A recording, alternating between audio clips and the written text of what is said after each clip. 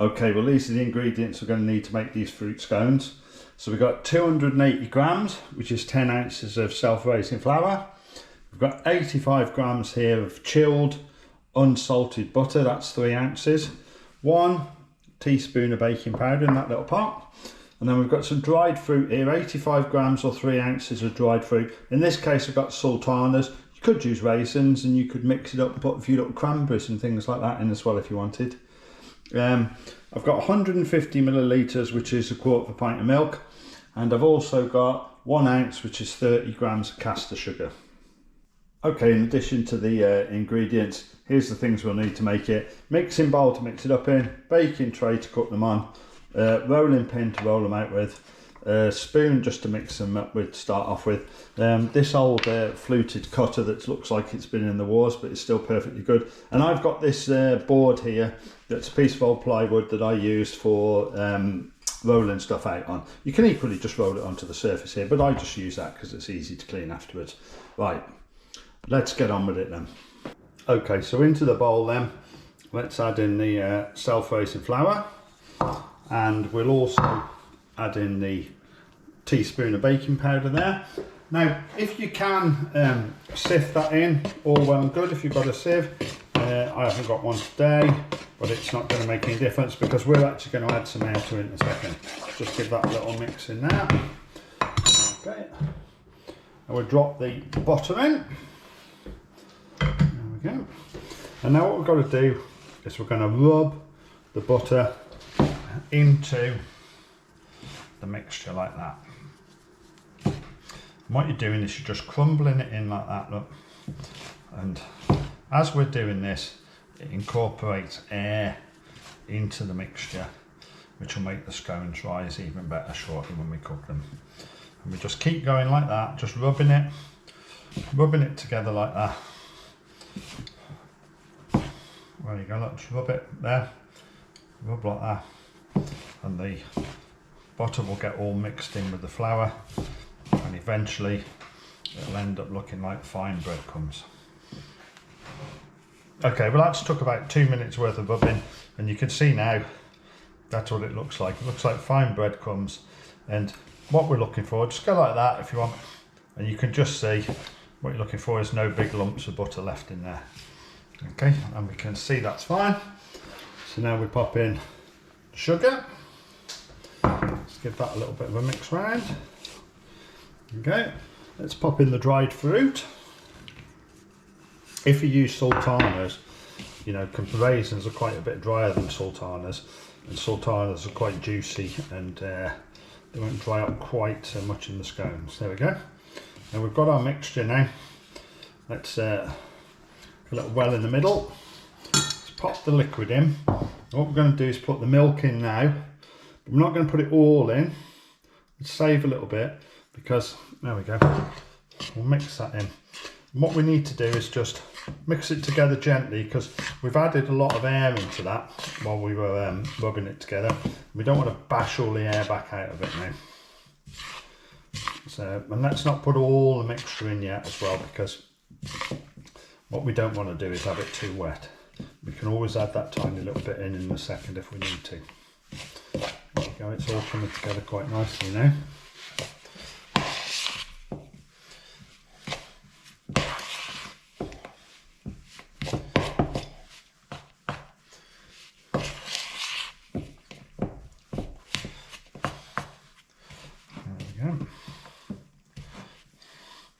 Still a tiny bit crumbly, so I'm just going to pop that a little bit more of that milk in. There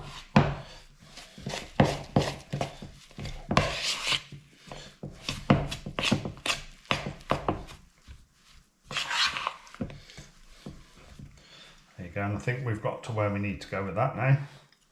Just get that off there. Let's get it all together in a ball now. And you could see we didn't actually use all that liquid, so that's just something to be wary of and just to watch out for yourself when you're making this. Don't put it all in straight away because you may not quite need it all. Okay, well that's all come together quite nicely. There you go. You can see that, and it's not sticky now. There you go, absolutely beautiful. Let's get that onto the board and let's get it rolled out. Okay, there we go, a little bit of flour onto the board.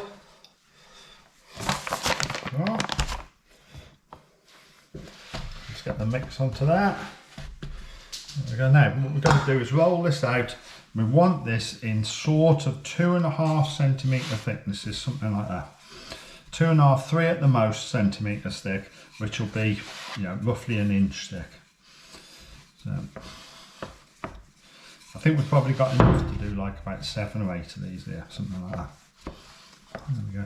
And again, not too much, let's just be being very, very gentle with it. And as I'm using this, I can actually feel how really fluffy that still is. Okay, and we're going to cut these out now with the shape. What we're going to do is put them onto this board, onto this paper tray. And I'll show you a little thing my mum taught me years ago.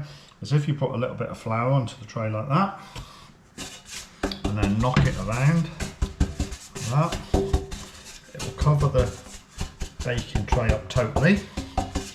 There you go, and then you won't need to butter it, and you'll have a nice tiny little floury base to it. So let's cut these out now and get them onto this baking tray. There we go, we're going to have these tonight with jam and clotted cream, can you believe it?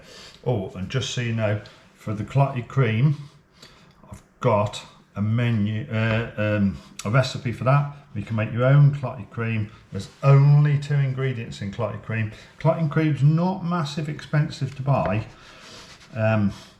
but you know, if you want to, you can make your own clotted cream with just 2 ingredients. These are quite small, these are, compared to some scones, but this is the cutter we have. If you haven't got a cutter, then you can use, and I've used this before, just use something like a wine glass or a glass with quite a thin rim.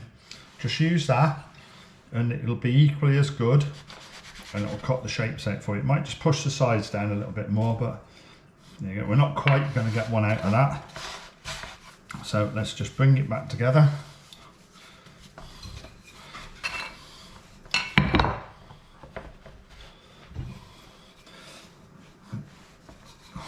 Okay, let's just try and keep it quite tight there. We want to try and keep a consistent sort of height, thickness to these. And I don't want to bash them down too much either. That's another one now. I think we're going to get more than that. We're going to get probably 10 out of this, I think, maybe even 11. You don't have to worry too much about putting these close together, because unlike the shortcake biscuits we made the other day, these are not going to spread out very much. Do you know what? I think we're going to get maybe 2 more out of that.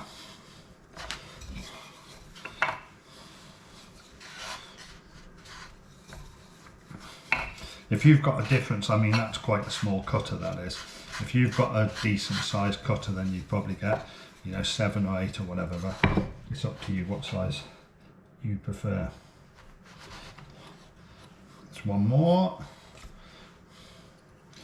Just close that gap up there, and I think this will be the last one. That will be the last one. So there we go. Okay, there they are. We managed to make 12 in the end, which is great.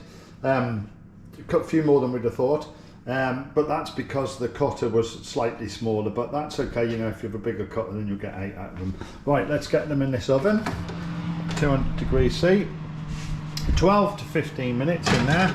They're going in the middle, and that is just long enough, my wife's just reminded me, to wash up my mess and make her a cup of tea. There you go, I've already done it. How quick am I?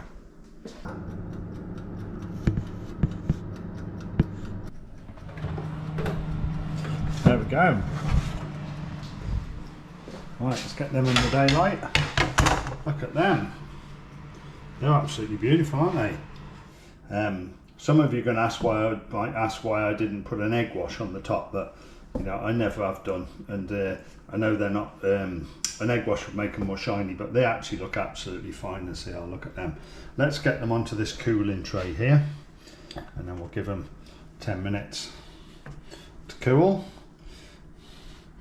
Which is why 10 minutes, do you say? Well, I can tell you now, because You know I'm not very good at this, you know, resisting the temptation to eat all these. You know, one of these is definitely going to be disappearing into my mouth fairly soon. There you go, and look at that, look at the baking tray. It's just one raised sultana stuck there, but look at that, dusting that baking tray up, you know, stopped it all from sticking. Right, let's leave them to cool, and then we'll try them in 10 minutes time with some clotted cream and jam. So the chief tester has arrived there. The chief tester, right, has arrived because she smelt some bacon. So tell me what you've got to do with them. Got to turn it upside down, listen. That's it, do another one. There you go. What do you reckon to them? I have no idea until I eat them. What? I just saw somebody else do it. Okay, right, well, they've had 10 minutes to cool. Look at them. How absolutely delicious are them. So, this is how I eat them, and I know this is going to cause a little bit of controversy, and I'm probably going to get a few comments about this. Look at that, look how light and crumbly that is. Right, so, what I do, clotted cream on first, on the bottom. Now, I know some people are already going to be going, no, what's he doing? He should put the jam on first. But this is the way I have them. And then, the second little controversial bit is I'm now going to put on some raspberry jam. Not strawberry jam, raspberry jam, because I actually prefer raspberry jam to strawberry jam. There we go. Look at that. What is not to like about that? Shall I test it?